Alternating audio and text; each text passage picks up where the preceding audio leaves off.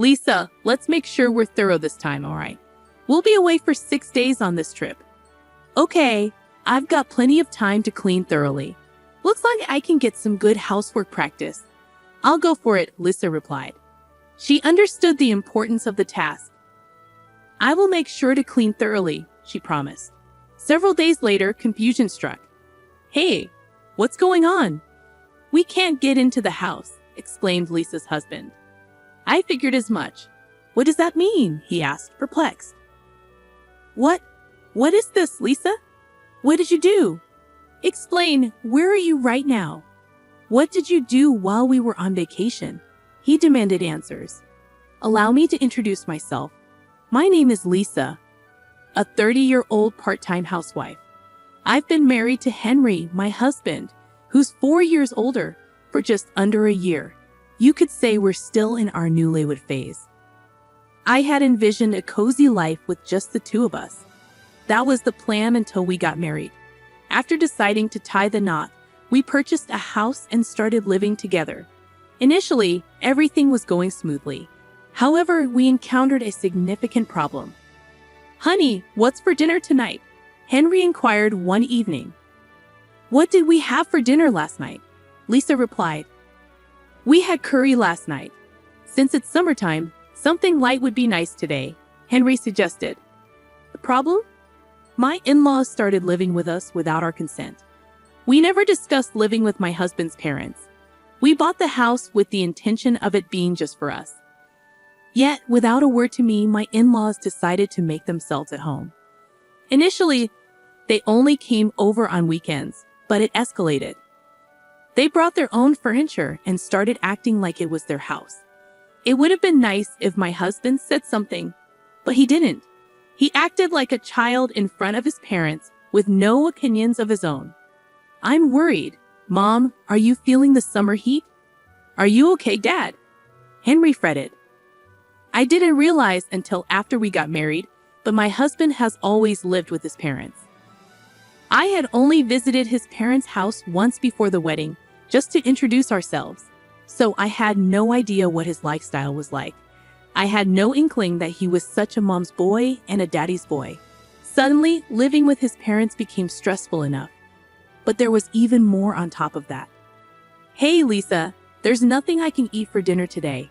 Can you make something else? My husband asked. Isn't fish with boiled vegetables, greens, and soup okay? I suggested. I'm not in the mood for fish. I wanted meat today, he replied. My mother-in-law was acting like a princess as usual. She always found something to complain about, this or that. I don't have any meat right now, she announced. Oh, is that so? Let's order delivery then, I proposed. My mother-in-law then started ordering luxurious hors d'oeuvres, not the sort of thing one would usually order on a weekday. It's fine if she wants to splurge with her own money, but... I began. Hello, I'll take one of those luxurious hors d'oeuvres. Yes, you can charge it to the usual card, my mother-in-law interrupted, revealing that she had registered my card without my permission. At first, I was shocked and asked why she would do such a thing. Because everyone will eat. I order, right? It's everyone's food expense, so it's normal for you to pay, right? She explained, brandishing her own theory.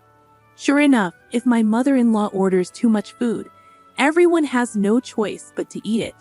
I reluctantly eat as well, but why should it be taken for granted that I bear the entire burden? I can't seem to fathom my mother-in-law's thought process, and my father-in-law is quite a character too. As a wife supporting a family of 4, I feel compelled to prepare both meat and fish dishes. Everyone might have different preferences, right? This is exactly why modern women are often so frustrated. Oh boy, you're the biggest oh boy here, I muttered to myself, exasperated. Of course, my father-in-law doesn't reprimand my mother-in-law for her whims. On the contrary, he seems to concur with her and blames me, projecting his stereotypical views onto me. They are indeed 2 peas in a pod. I suppose they believe that modern people just can't handle even the simplest tasks. It's a real problem. Good thing we have delivery, my father-in-law remarked. That's right. There's such a variety of delivery these days. I'd rather have delivery every day than Lisa's home cooking. My mother-in-law added with a chuckle. My in-laws seem to take pleasure in poking fun at me, even though I'm the one covering their food, living expenses, and even the mortgage for this house. Why should I be the butt of their jokes? Anger bubbled up inside me. As my in-laws continued to make themselves at home, I began to feel that being at work was a preferable option. Fortunately, my work was going well, and there was talk of a promotion. When I was asked if I wanted to be a project leader, I accepted without hesitation. I figured that if I kept myself busy, the stress from home would lessen. The days when I couldn't prepare meals increased, and if my in-laws ordered delivery, it couldn't be helped. At this point, I prioritized getting away from my in-laws. As a result, my overtime and weekend work increased, but I felt a sense of fulfillment. Just when I thought I could somehow manage, something unexpected happened on a Friday night. I came home after working overtime, and the house was completely dark. It was odd that my husband and in-laws weren't there. It was too early for them to be asleep. As I entered, wondering what was going on, I found a piece of paper on the table. It read, "We're going on a trip. We'll be back on Sunday." What I hadn't expected to encounter, perhaps even more than anger, was the sight that greeted me when I stepped into the room. It was cluttered with delivery containers and empty drink bottles. It was typical for my in-laws and husband not to do housework or tidy up, but they could have at least disposed of the trash before leaving. Frustration surged within me, and despite raising my voice, there was no one there to hear me. Feeling hollow, I took it upon myself to clean up the mess. As I sighed and filled bags with trash, a sudden thought crossed my mind. Where did they get the money for this trip? A chill ran down my spine. Opening the banking app on my phone, I checked the credit card activity. The sight before me was staggering. A few $1,000s charged from a company that appeared to be a travel agency. In a panic, I tried calling my husband, but there was no answer. Suppressing the urge to hurl the phone in frustration, I resorted to checking his social media accounts. And there it was, a picturesque beach scene captioned, "Beautiful beach, it's so pretty." The people in the photo didn't look American. Could it be? Further investigation revealed they were indeed in Bali. The realization hit me like a ton of bricks. I had never imagined they would go on an international trip without informing me. Drained and overwhelmed, I couldn't help but acknowledge that my husband's income hardly covered such extravagances. The main source of income was my salary, and I had been diligently saving as much as possible. I was consumed with worry about the future, but that all changed when my in-laws arrived. The mere thought of my husband and his parents using my hard-earned money to enjoy themselves at a resort ignited an uncontrollable fury within me. All the vague stress I had been feeling began to coalesce into clear, coherent thoughts. Why? How? What were they thinking? And until when? The endless contemplation of the future spurred me into action. When my husband and in-laws returned from their trip, slightly tanned, I found myself immensely irritated. However, I chose to keep my feelings to myself. We had such a good time. Going abroad is definitely worth it, and the cost for food and accommodation was so cheap, my in-laws exclaimed. I bit my tongue, resisting the urge to question who they thought was footing the bill for their escapades. As my husband engaged in conversation with his parents, his immaturity shone through. Begging for a summer vacation trip at the age of 35, he seemed like a child. Witnessing this behavior, a wave of disgust towards him surged within me. Attempting to regain my composure, I focused on preparing dinner. As frustration simmered beneath the surface, I mechanically moved my hands. Then my mother-in-law's remark cut through the air like a knife. "Oh my, there's so much dust here," she commented, running her fingers over the leaves of a houseplant. "That's not good," muttered my father-in-law, casting me a fleeting glance.